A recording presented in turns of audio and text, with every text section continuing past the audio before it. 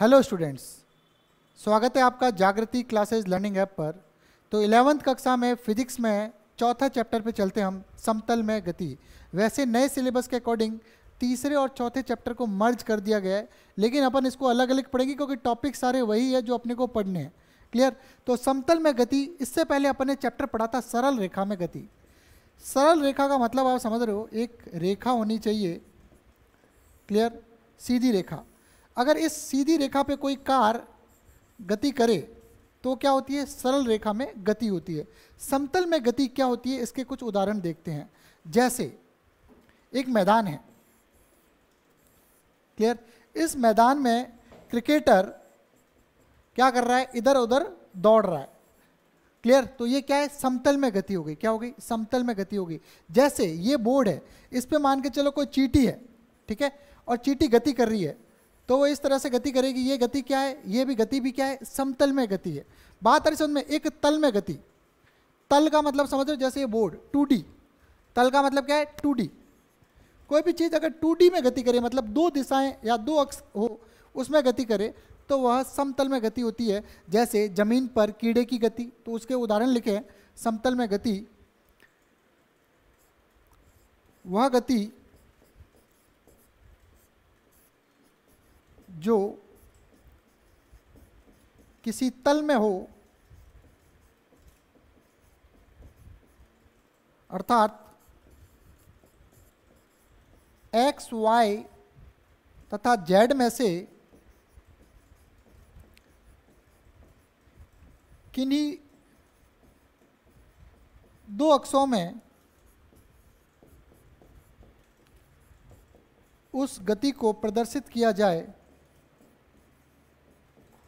दर्शाया जाए, तो उस गति को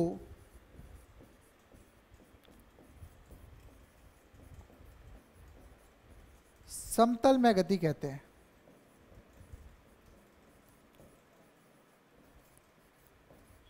क्लियर है भाई? तो क्या है? वह गति जो किसी क्या हो? तल में हो, या एक्स वाई जेड में से किन्हीं दो अक्षों में उस गति को दर्शाया जाए। दो अक्ष का मतलब क्या है, मैं इधर समझाने की कोशिश करूंगा। या तो एक्स व वाई हो, या वाई व जेड हो, या जेड व एक्स हो। क्लियर? और लगा दिया अपन ने। मतलब या तो ये हो, या ये हो, या इन दो अक्षों में किसी कण की, किसी पिंड की गति जो होती है, उसे समतल में गति कहते हैं। तो इसके कुछ उदाहरण देखें, उदाहरण से समझने की कोशिश करते हैं। पहला, जमीन पर रेंगते कीड़े की गति। दूसरा,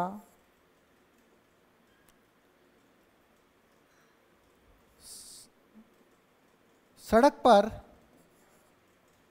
सड़क कौन सी? नॉर्मली जो सड़क होती है, सड़क पर कार की गति, क्योंकि कार उड़ती नहीं है, उड़ने वाले नहीं लेने, बाकी सब लेने। तो इस तरह से जमीन पर कोई कीड़ा चल रहा है, रेंग रहा है, उसकी गति। या सड़क पर, सीधी सड़क नहीं है, सड़क जैसे नॉर्मली होती है, इस तरह से सड़क पर, इस सड़क पर कार की गति, ये जो है द्विविमीय गति का उदाहरण हो जाएगा। क्लियर? इसमें क्या करेंगे अपन? एक्स, वाई या जेड, अपने को पता है तीन अक्ष होते हैं, एक्स, वाई व जेड। तीन अक्षों में से कोई दो अक्ष अपने को लेने हैं। बात आ रही समझ में? तो ये है समतल में गति। अगले पॉइंट पे चलते हैं, तो इसके बारे में एक बार देख लेते हैं क्या है। एक चीज देखते हैं, भौतिक राशियां। भौतिक राशियां क्या होती है?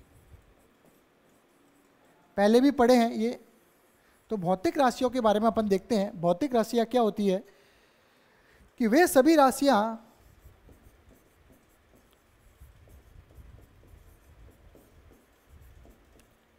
जो किसी संख्या द्वारा व्यक्त की जा सके,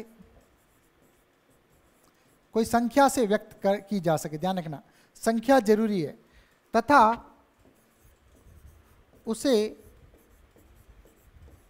प्रत्यक्ष या अप्रत्यक्ष रूप से नापा जा सके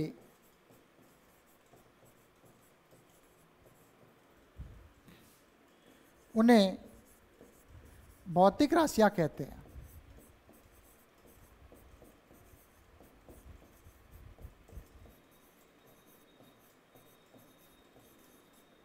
उदाहरण, कोई भी चीज़ है 5 किलो, तो किलो क्या है, बात है समझ में, जिन्हें नापा जा सके।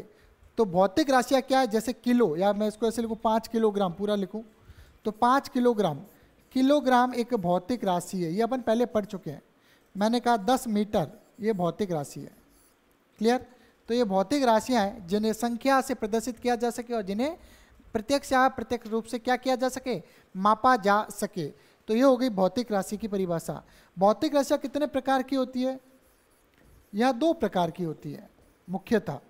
तो हम कह सकते हैं यह मुख्यतः 2 प्रकार की होती है, अदिश भौतिक राशियां व सदिश भौतिक राशियां। अदिश व सदिश, तो 2 प्रकार की भौतिक राशियां होती है, अदिश व सदिश, ये आपको ध्यान रखना है। ठीक है, तो अदिश राशियां या अदिश भौतिक राशियां, और दूसरा है सदिश भौतिक राशियां। अब प्यारे बच्चों, इन दोनों के बारे में डिटेल से पढ़ेंगे, क्योंकि अदिश और सदिश पूरे 11वीं 12वीं में अपना पीछा कभी नहीं छोड़ेंगे। ये ऐसा पीछा करेंगे, तो इसलिए अपने को इसको यहाँ बड़े ही अद्भुत तरीके से इसको समझ लेना यहीं पे उचित रहेगा। ठीक है, तो अगले पेज पे चलते हैं।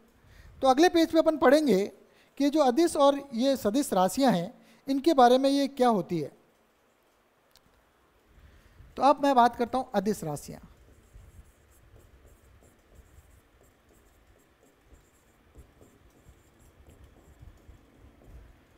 वे भौतिक राशियां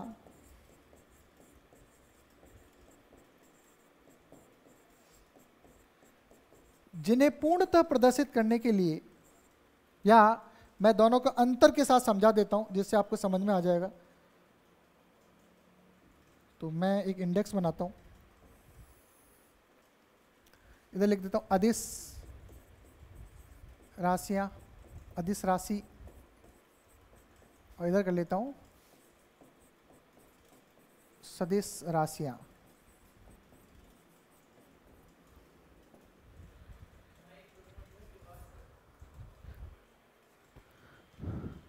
पास, हेलो,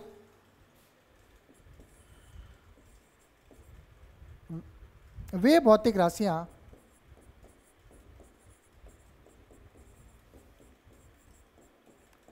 जिन्हें पूर्णतः व्यक्त करने के लिए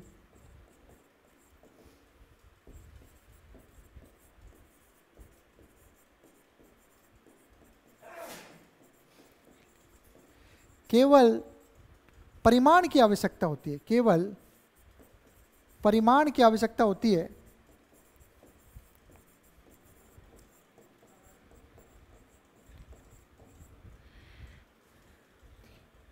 उन्हें अदिश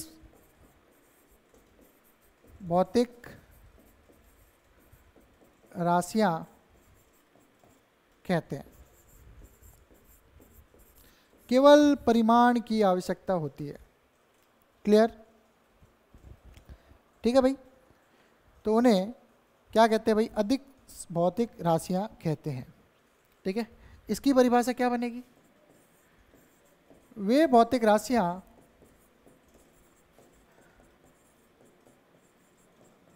जिन्हें पूर्णतः व्यक्त करने के लिए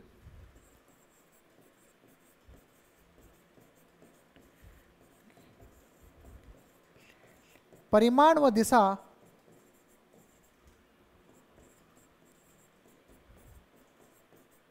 दोनों की आवश्यकता होती है।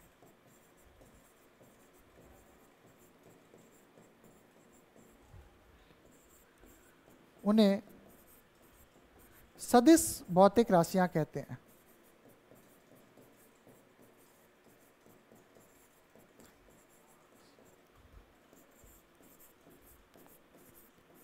नाम से ही क्लियर है। देखो सदिश मतलब स मतलब साथ है, दिशा, दिशा की जरूरत है, दिशा सहित। तो सदिश का मतलब क्या है? परिमाण सहित दिशा, मतलब दिशा भी चाहिए और परिमाण भी चाहिए। तो दिशा सहित, दिशा सदिश का मतलब है दिशा सहित जो परिमाण है उसे सदिश कहेंगे। अदिश, अ का मतलब क्या होता है? सत्य असत्य की जगह अ का मतलब क्या होता है? नहीं। क्लियर? तो अदिश का मतलब है, अ मतलब नहीं, दिशा, दिशा की आवश्यकता नहीं है जिन राशियों में, उन्हें क्या कहेंगे? उन्हें अदिश भौतिक राशियां कहेंगे। यहां तक मेरे हिसाब से आपको क्लियर हो गया। इनका सामान्य जोड़ बाकी, इनका सामान्य बीजगणितीय, सामान्य बीजगणितीय जोड़ बाकी गुणा व भाग किया जा सकता है।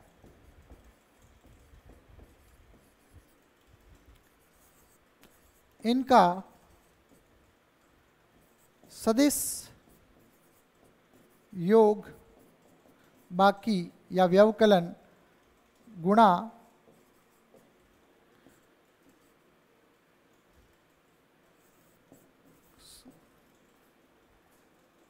इनका सदिश नियमों द्वारा, सदिश नियमों से योग बाकी गुणा भाग किया जाता है। सदिश के कुछ नियम है वो बताएंगे, किया जाता है। इनमें भाग प्रक्रिया नहीं होती है, मतलब इनमें भाग नहीं होता है, ये ध्यान रखना भाई। सदिश में भाग नहीं किया जाएगा, तो इनमें भाग की कोई प्रक्रिया नहीं है विशेष। ठीक है भाई? तो दो मैंने इसमें आपको अंतर बता दिए। क्लियर? इन्हें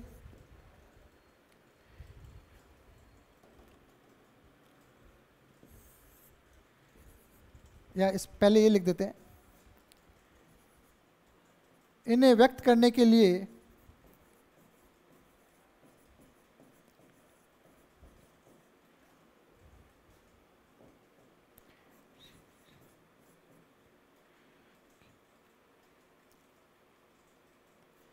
चिन्ह के लिए भौतिक राशि के प्रतीक चिन्ह के ऊपर, भौतिक राशि के प्रतीक चिन्ह के ऊपर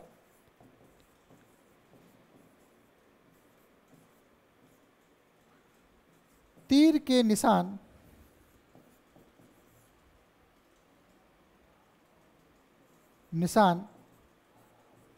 का प्रयोग किया जाता है।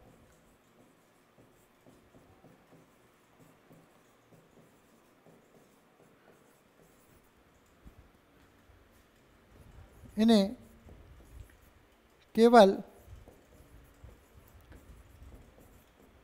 भौतिक राशि के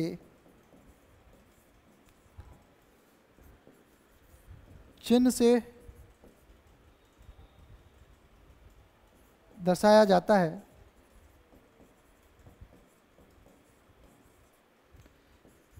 तीर के निशान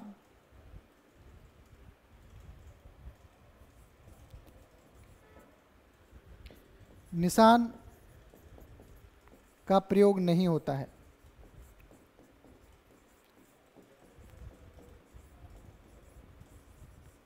जैसे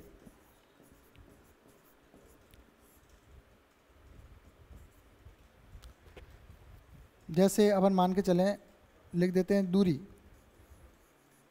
दूरी, तो दूरी को सीधा लिखेंगे d। और जैसे यहाँ लिख देते हैं, जैसे विस्थापन, विस्थापन मतलब x और ऊपर ऐसे तीर का निशान। क्लियर? तो इसमें तीर के निशान की जरूरत नहीं होती है अदिश में, और सदिश में तीर के निशान की जरूरत होती है। यहां तक अपन ने इसमें पढ़ लिए 3 अंतर। कितने अंतर पढ़ लिए? 3 अंतर पढ़ लिए भाई। ठीक है, अब आगे बढ़ते हैं, इनके कुछ उदाहरण देख लेते हैं। इसके उदाहरण, चौथा क्या हो गया? उदाहरण। और इसके भी चौथा, इसमें कुछ उदाहरण देख लेते हैं। क्लियर। उदाहरण की बात करें तो देखो अभी तक अपन ने पढ़े इनके कि अदिश में परिमाण चाहिए, केवल दिशा नहीं चाहिए, और सदिश में परिमाण व दिशा दोनों का होना आवश्यक है। सदिश में तीर के निशान का प्रयोग किया जाता है प्रतीक चिन्ह के साथ, अदिश में तीर के निशान का प्रयोग नहीं किया जा सकता। अदिश में बीज गणितीय योग बाकी गुणा भाग का प्रयोग किया जाता है, लेकिन सदिश में सदिश नियमों से जोड़ बाकी व गुणा की जाती है, भाग नहीं किया जाता, ये मैंने बताया। अब इनके कुछ उदाहरण देखें तो उदाहरण देखो, सबसे पहले आता है इसका दूरी, चाल, घनत्व, क्लियर। घनत्व के बाद दाब, ऊर्जा, कार्य, शक्ति, क्लियर। बहुत सारे उदाहरण हैं, मैंने चलो इतने 2 4 5 बता दिए। तो इस तरह के काफ़ी सारे उदाहरण हैं, ठीक है। अब बात कर देते हैं, और अब कुछ स्पेशल देखें तो धारा। वैसे धारा बहती है तो उसमें दिशा तो लगती है, लेकिन धारा एक कैसी राशि है, धारा एक अदिश राशि है। कैसी राशि है, अदिश राशि है, ठीक है, ये ध्यान रखना, क्लियर। और यहाँ पे उदाहरण की बात करें तो यहाँ पे विस्थापन एक सदिश राशि है, वेग, त्वरण, बल, क्लियर। तो विस्थापन, वेग, त्वरण, बल। और बात करें अपन ये सब और इनके साथ ये सब के सब कोणीय में, वो भी सदिश होते हैं कोणीय में। क्या, कोणीय, ये सब कोणीय विस्थापन, कोणीय वेग, कोणीय त्वरण। तो एक तो साधारण और एक इनके साथ कौन से, कोणीय, क्लियर। अब इसके बाद करते हैं और संवेग, आवेग, संवेग, आवेग, विद्युत क्षेत्र।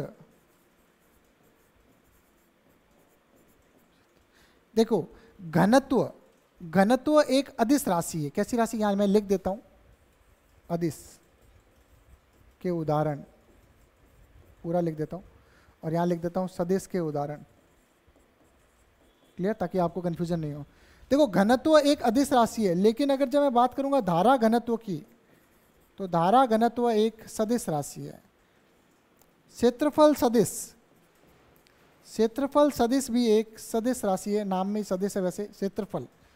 तो इस तरह से काफ़ी सारे उदाहरण है, अपन ने एक लिमिटेड कुछ उदाहरण ले लिए। तो अदिश और सदिश के कुछ उदाहरण अपन ने यहाँ पे ले लिए, क्लियर। तो भाई यहाँ तक ठीक है। अब क्या करेंगे, ये जो सदिश है कितने प्रकार के होते हैं।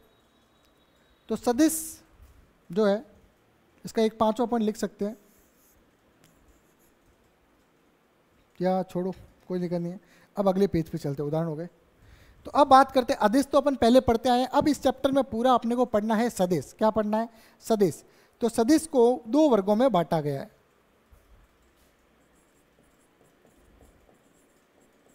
सदिश राशियों को, बच्चों देखो सदिश राशियों को मैं यहाँ बता देता हूँ आपको। देखो दूरी, चाल, घनत्व, दाब, ऊर्जा, कार्य, शक्ति। देखो धारा एक अदिश राशि है, क्यों, सवाल आता है क्यों, ये बता देता हूं, समझ आना। देखो अब आगे बढ़ेंगे। वैसे देखो धारा का जो योग है वो सदिश रूप से नहीं हो सकता।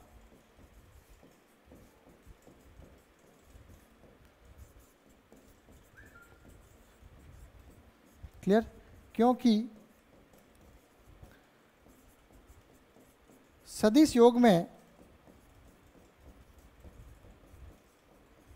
सदिशों के परिमाण के साथ, सदिशों के परिमाण के साथ उनके बीच का कोण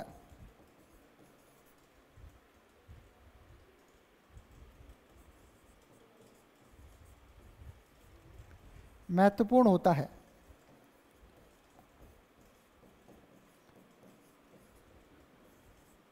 लेकिन धारा या धाराएं अपने बीच के कोण पर निर्भर नहीं करती है। ये एग्जैक्ट इसका आंसर है, वे ध्यान रखना। सदिश रूप से देखो, धारा का योग जो है सदिश रूप से नहीं हो सकता, क्योंकि सदिश योग में सदिशों के परिमाण के साथ उनके बीच का कोण भी महत्वपूर्ण होता है, वो अपन आगे देखेंगे सदिशों का योग, ठीक है। लेकिन प्रयोगों से स्पष्ट है कि धाराएं जो है उनके बीच के कोण पर निर्भर नहीं करती है। क्लियर? तो इससे पता चलता है कि धारा जो है वो क्या है, एक अदिश राशि है, सदिश नहीं है, ये ध्यान रखना, ठीक है। अब यहाँ पे एक चीज़ ध्यान रखना, विद्युत क्षेत्र, धारा घनत्व और क्षेत्रफल सदिश, ये तीनों चीज़ भी ध्यान रखना। क्लियर? ये तीनों क्या है, सदिश है। अब आप कहोगे सर घनत्व, ये दोनों अलग अलग टाइप के घनत्व है, इसलिए एक सदिश है और एक मतलब घनत्व जो है अदिश है और धारा घनत्व जो है वो एक सदिश है। क्लियर?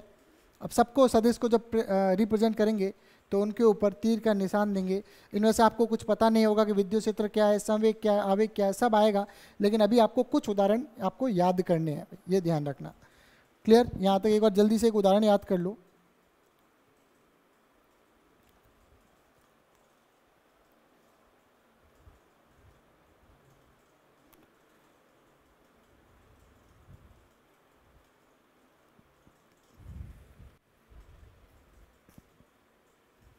अब बात करते हैं सदिश राशियों का वर्गीकरण। सदिश राशियों का जो वर्गीकरण है मुख्यतः दो प्रकार से किया जाता है। दो में पहला है ध्रुवीय सदिश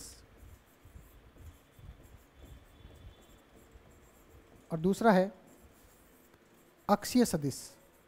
अंतर समझना जरूरी है। अक्षीय सदिश, ध्रुवीय सदिश और अक्षीय सदिश दो प्रकार के होते हैं। वे सदिश जो किसी रेखा के अनुदिश हो,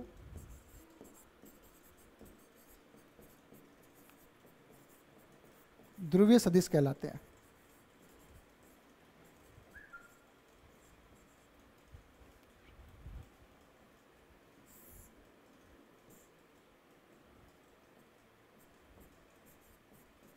जिनका प्रारंभिक व अंतिम बिंदु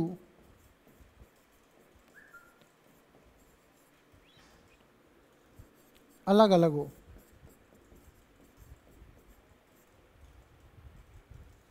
या अपन कह सकते हैं, ये लाइन लिखने की ज़रूरत मुझे नहीं लगती, इतना ही लिख दो, एक रेखा में होते हैं, ठीक है, बस इतना ही लिख दो, खूब है। वे सदिश जो किसी रेखा के अनुदिश हो, उन्हें ध्रुवीय सदिश कहते हैं। बस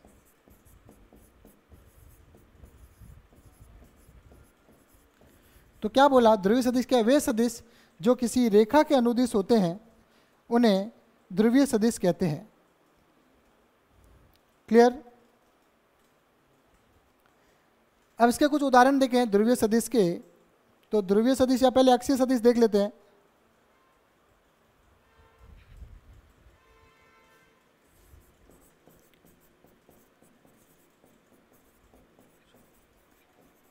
जो घूर्णी प्रभाव को दर्शाते हैं